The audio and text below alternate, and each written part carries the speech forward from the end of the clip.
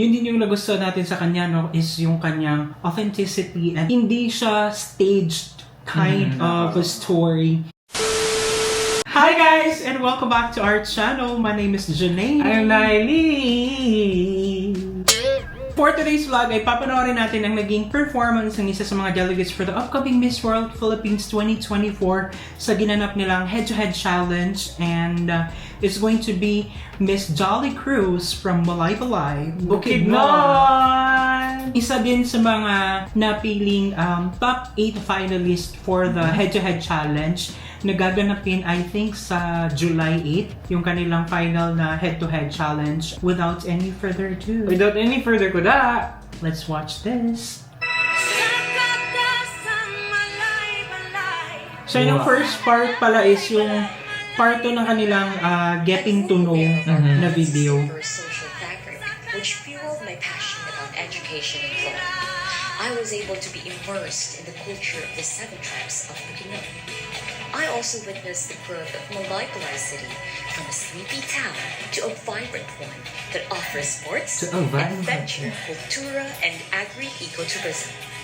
I firmly believe that education is the greatest equalizer of inequality, and the law is our weapon against abuse. As a teacher, I work with the tribes creating culture-based materials for the children to preserve our culture. Yun din yung nagustuhan natin sa kanya, no, is yung kanyang authenticity and also yung pure heart. Kumbaga, hindi siya staged kind of a story. Kumbaga, yung backstory niya talaga is something that is real. Parang gano'n. At saka yung service niya talaga na hinahatag to the Filipino people. Hinahatag, binibigay sa Bisaya. Ay, As a lawyer, I work with the tribes offering free legal assistance and promoting their rights. The tribes of Bukidnon show the spirit of gagaw or love, that our unity amidst our diversity. And it is my greatest mission to return the love through my service so that the marginalized will be seen and the underrepresented will be heard. I am Dolly Sibalius Cruz from the city in the forest, Balay-Balay City, Bukidnon! yeah! Di ba may ano talaga, dun mo mapapatunayan na merong influence or may effect yung sinasabi niya kasi nakakapanindig malahibo yung sa true. Sobrang may conviction talaga. Ay nga hapon, ta inyo alan?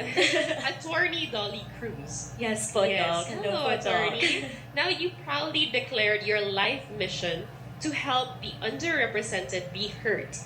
Do you consider women in the Philippines to be underrepresented as well?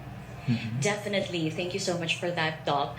Actually, one of the... Ang cute, parang ano lang, talk show. Oo. Ganyan pa na yung setup salamat, nila. Napaka-calm, chill. This is just marginalized sectors of the society is women. We have what we call salus populi est suprema lex. The welfare of the people is the supreme law of the land. Sinong And tatapat that is why doon? we have laws for Na technical terms tayo. Carta for women and other laws such as the VAUSI. It is because women, we have struggled through time to protect our rights, even to vote, to be here, to be heard by everyone. As part of the marginalized sectors of the society, it is time that we stand up through the laws that we have, through women, lawyers, and leaders. And that is how we can change how women are and how women can be. Thank you. Wow! Galing-galing! Kumbaga, may power and then meron talagang it's factual. Oo, tapos ang yaman-yaman niya sa pearls. Ang dami naman. Alam mo kung anong naisip ko doon? Para siyang si Sarah Lynn. Sino si Sarah Geronimo na Donalyn. Pero grabe. Ang powerful, May napaka... tanong ako sa iyo, ano ang VAUSI? Bakit hindi ko alam? Violence against women and children. Ay, wow! Alam niyo yun? Charot. Ni-research mo, no? Hindi, alam ko. Stock knowledge? Yes. Ay, wow. Be a bida or a contra bida. So would you be the hero or the villain? Oh, this is very interesting. Interesting. Well, if I will be an actress, I want to be the bida. Not because I'm bida-bida. I want to be Jollibee. the bida because I want to be the good guy in the story, and I think that in my whole life, I've always been the good guy, and I've always wanted to be a good person, a person who influences lives, a person who changes lives, and a person who helps other people be leaders and women of power. That is why I want to be a bida, because a bida has the power to influence and to change lives. Wow! Very well said. It feels like every time na ang bubuka yung bungang niya, it's a final question. Hindi, pero sa naging sagot niya yun, marami ang allergic sa ganon.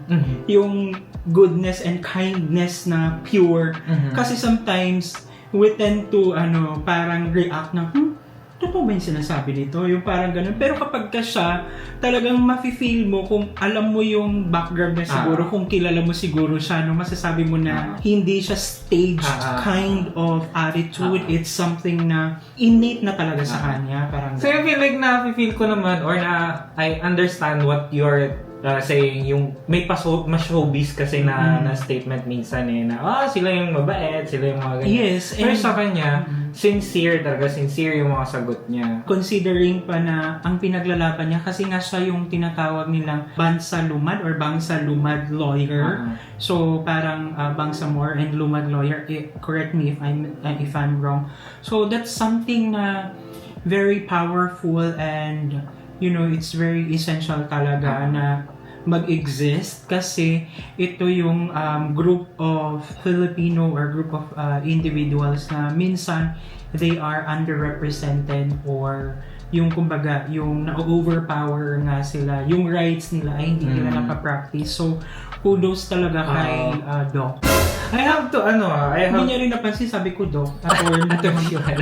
Hindi, kasi nagpo-focus ako sa gusto kong sabihin. Actually, gusto kong idagdag, gusto kong i-highlight yung gravity ng setup nila na parang it's a different kind of challenge na kunwari, di ba, pag final question and answer, dalawa lang tayo, sasagutin mo, dapat powerful ka. Pero in this kind of setup kasi, you have to be, dapat may connect Dapat casual ka din. Dapat fun ka din. Dapat hindi mo nakakalimutan na may kasama ka. It's a head-to-head challenge.